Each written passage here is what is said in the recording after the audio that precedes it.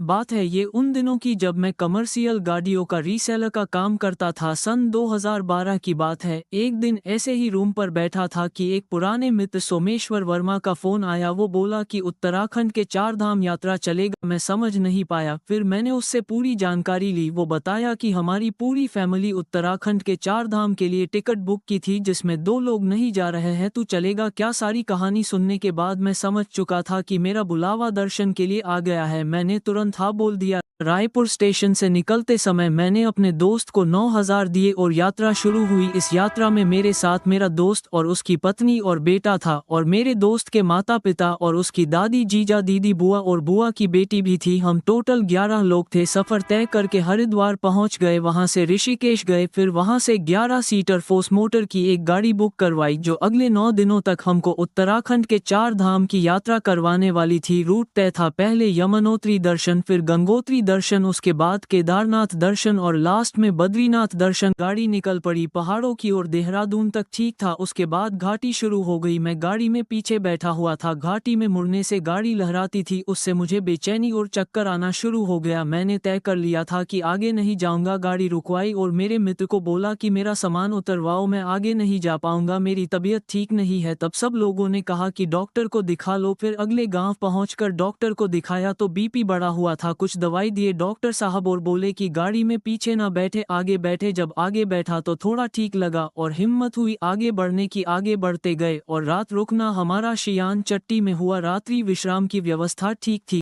खाना खाकर जल्दी सो गए। सुबह यमुनोत्री के लिए निकलना था। सुबह उठकर तैयार हो गए नाश्ता करके, क्योंकि पहला दर्शन होने वाला था। 16 किलोमीटर गाड़ी पहाड़ों पर चढ़ी, तब जाकर जानकी चट्टी पहुंचे। वहां खच्चरों की सवारी करके 7 किलोमीटर चढ़ाई कर यमुनोत्री जाना था। तो यात्रा प्रारंभ की। फिर क्या था, एक चमत्कार हुआ। मई के महीने में मैंने अपने जीवन की पहली बर्फबारी देखी। तुरंत घर फोन लगाकर माँ को बताया कि यमुनोत्री दर्शन करने जा रहे हैं, रास्ते में बर्फबारी हो रही है। मैं उस समय को शब्दों में नहीं बता सकता कि कैसे महसूस हो रहा था मुझे। झरने, बर्फ से ढके पहाड़, नदी, सुंदर नज़ारे, ये सब देखते हुए हम यमुनोत्री मंदिर तक कब पहुंच गए पता ही नहीं चला। मंदिर पहुंचते ही पहले तप्त कुंड में स्नान किया, पूरी थकान मिट गई। फिर दर्शन किए मंदिर के और आसपास सभी जगहों के।